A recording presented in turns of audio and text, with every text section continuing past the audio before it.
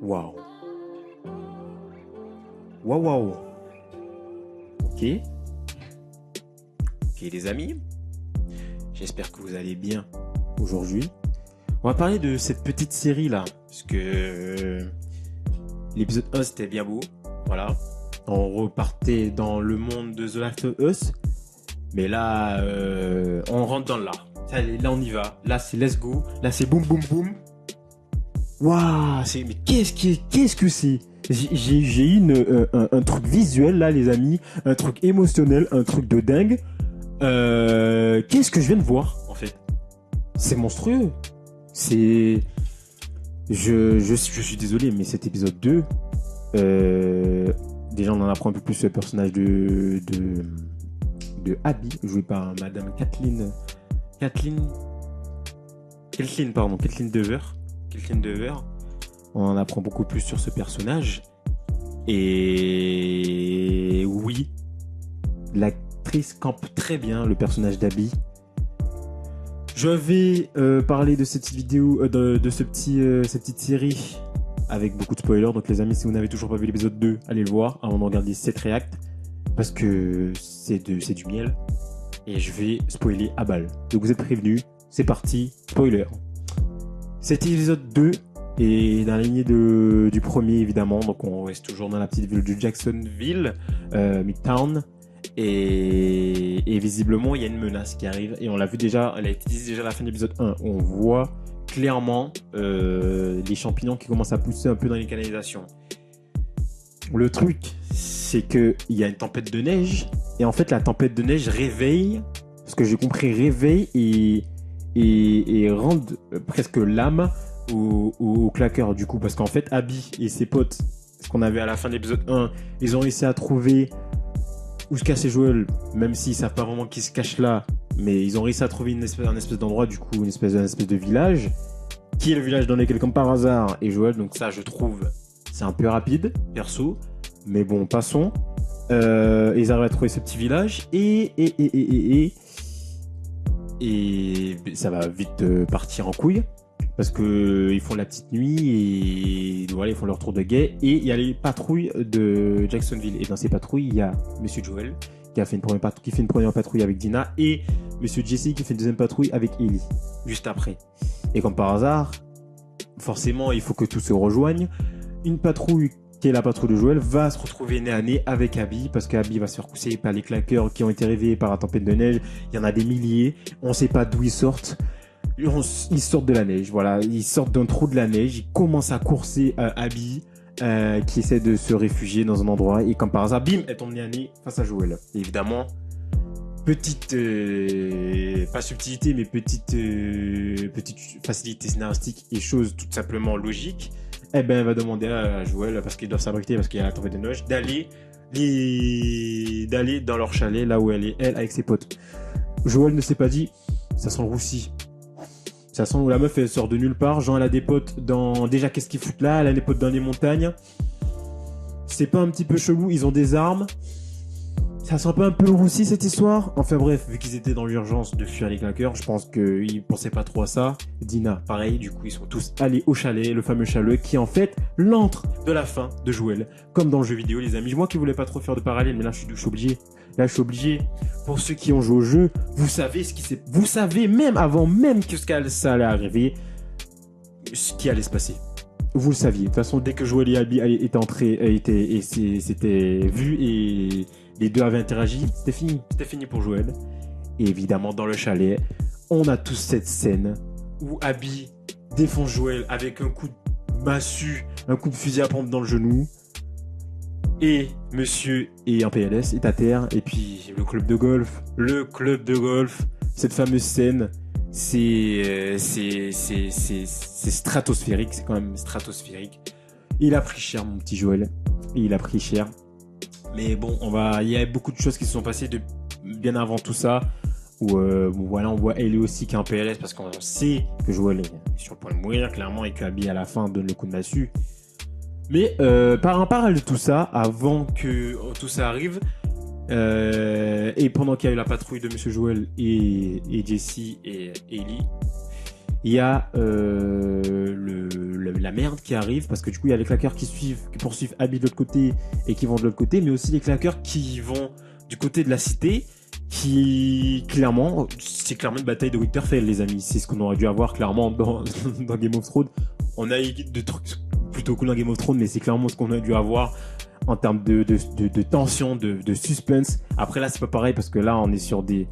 Remarque, les marcheurs blancs, c'était à peu près pareil, c'était des zombies. Là, c'est juste des êtres humains aussi qui ont muté. C'est à peu près pareil, même si c'est différent. On sent quand même qu'il y a une petite vibe de Game of Thrones, surtout à la fin, là, quand les marcheurs blancs arrivent à Winterfell. C'est très très propre, c'est très stylé. Le combat entre les défenses de Jacksonville et les claqueurs qui arrivent, qui se cassent la gueule sur les défenses. Mon Dieu, mais j'avais des tensions, j'avais des frissons, les amis. C'était incroyable.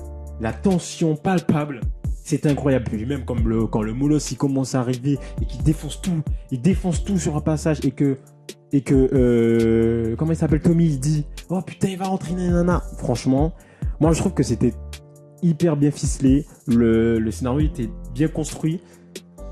Le seul truc que je pourrais trouver de pas mauvais mais un peu décevant, en fait, je trouve que ça arrive assez vite.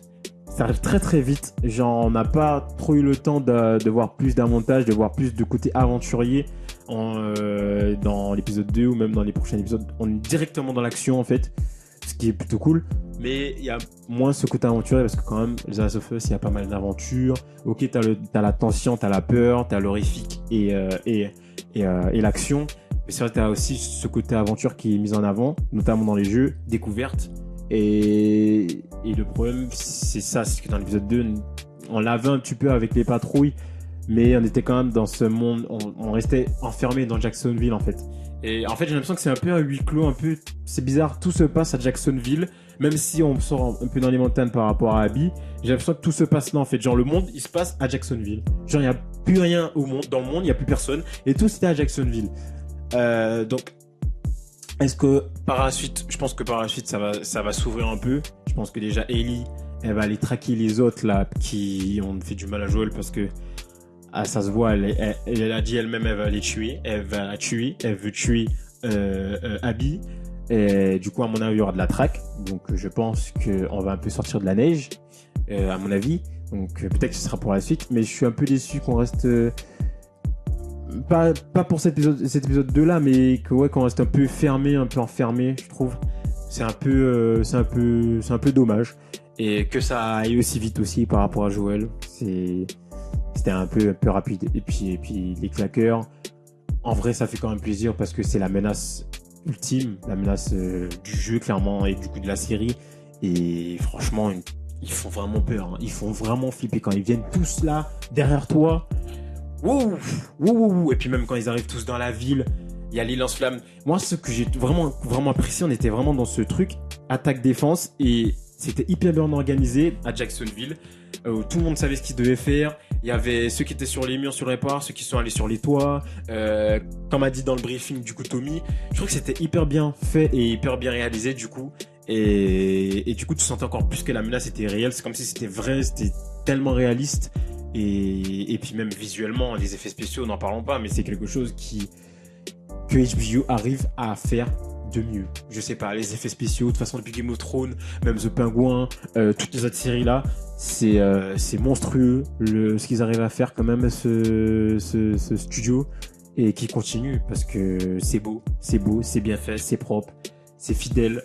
Et on aime, franchement on kiffe. Moi j'ai kiffé les amis, j'ai kiffé cet épisode 2. Ça va dans tous les sens, la peur, la tension, mais vraiment avec les claqueurs, tu te dis est-ce qu'ils vont rentrer dans la cité, à quel moment ils vont rentrer, comment ça va se passer. À un moment quand Tommy il est face au mur, face au Moloss là qui entre, clairement il va clairement le tuer. Et ben en fait il a tellement cramé que non en fait il va pas le tuer. Donc il y a toujours cette tension palpable. Et moi je trouve que c'est hyper bien retranscrit quand même à l'image. Même au moment où la caméra elle monte, quand Tommy pense qu'il va se faire tuer, écrabouiller, t'as la caméra qui est vers lui en plongée clairement, comme si ça a ce sentiment où il va l'écraser. Tu vois, c'est des mises en scène qui paraissent simples, classiques, mais ça fonctionne.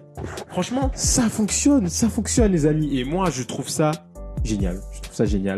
La fin, évidemment, où Joel meurt et Ellie rentrent tous à Jacksonville. Où visiblement Jacksonville, il y a eu des pertes, mais Voilà, c'est la fin où tous les claqueurs ont été démontés, défoncés. D'ailleurs, je sais pas comment. C'est ça, il va falloir m'expliquer parce qu'il y en avait tellement. À quel moment ils ont tous réussi à les avoir? Parce qu'en plus, ils ont mordu d'autres personnes qui étaient dans la cité elle-même. Donc, à quel moment ils ont réussi à tous les avoir? Je sais pas, mais bon, ils ont réussi à les avoir. Du coup, ils retournent tous. Du coup, Ellie, Jesse et Dina et le corps de Joel, ils retournent tous à Jacksonville. Abby part de son côté parce qu'elle a fait son truc, ce qu'elle voulait faire, c'est-à-dire venger son père, venger Lucille, venger tout le monde. Et elles repartent de leur côté. C'est vraiment le truc que je reproche un peu par rapport au jeu, même par rapport à la série. C'est un peu trop simple en fait. C'est juste par la vengeance, elle décide de le tuer, sachant que juste avant, il lui sauve la vie. Je sais pas. Et puis on est dans un monde apocalyptique en fait. Donc il y a des choix que tu fais. C'est comme ça. Ok. Il a tué ton père, ok, mais c'était pour sauver sa fille. Parce que bon, Ellie c'est pas vraiment sa fille, mais il voit sa fille à travers elle parce qu'elle a perdu sa fille au tout début de la pandémie. Enfin voilà, il y a tout ça qui rentre en compte. Et je trouve que le sentiment de vengeance est un peu faible, un peu réducteur en fait. Et je trouve que c'est dommage. Moi, j'ai pas trop joué au jeu, j'ai juste joué au premier. Je vois ça d'un sentiment extérieur en mode c'est trop simple. Genre, elle veut juste se venger. Du coup, elle tue Joel, elle prend son temps et tout. C'est trop simpliste. Donc c'est un peu dommage. Peut-être qu'ils auraient pu prendre un peu plus de liberté par rapport à ça, je sais pas. Mais c'est un peu dommage. Mais en tout cas, c'est quand même très bien réalisé. Et ça fait son effet. Franchement, quand Joel est mort, ça m'a fait un petit truc. Je me suis dit, putain, non, déjà, merde, non. Et puis ça m'a fait un truc par rapport à Ellie, tu vois. Ça m'a fait un petit truc par rapport à Ellie où je la voyais pas bien du tout en PLS. Et puis, mais à la fin, quand elle rentre, tu sens qu'elle est... Avec le corps de Joel là qui traînait sur la neige. Elle est en PLS. Clairement, elle est pas bien. Et c'est tout à fait normal. Sachant que elle parlait pratiquement plus à Joel et quand on lui parlait, c'était vite fait et voilà. Donc voilà les amis, j'espère que cette petite vidéo vous a plu. C'était un peu un fourre-tout, mais c'était des émotions, c'était la kiffance et pas le son, juste la kiffance, le mot.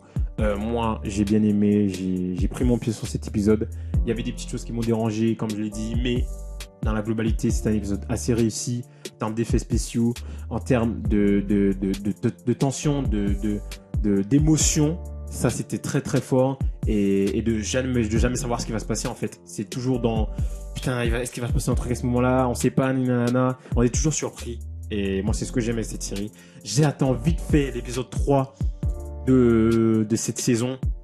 Parce que et là j'ai hâte, j'en veux plus. Je sais pas les amis, qu'est-ce que vous en voulez, mais moi j'en veux plus de cette série. Je kiffe en plus, j'ai pas joué à la partie 2, j'ai juste joué un petit peu à la partie 1 du jeu. Je suis en train de prendre mon pied. Peut-être qu'en fait, il faut pas jouer à des jeux qui vont être adaptés parce qu'en fait, quand tu regardes le truc, t'as toutes les surprises. Parce que ceux qui ont joué au jeu, ok, ils savent tout, mais du coup, il y a pas vraiment de surprise, c'est moyen. Alors que quand tu sais pas trop, t'as juste le truc, tu le prends en pleine face, voilà, dans la face, c'est une surprise. Et c'est génial, franchement on kiffe. Donc voilà les amis, n'hésitez pas à lâcher un petit commentaire, un petit like, ça fait toujours plaisir. À me dire vous ce que vous en pensez en commentaire de cette petite saison 2 de The Last of Us, l'épisode 1 et l'épisode 2. Et à lâcher un petit pouce, si j'ai déjà dit.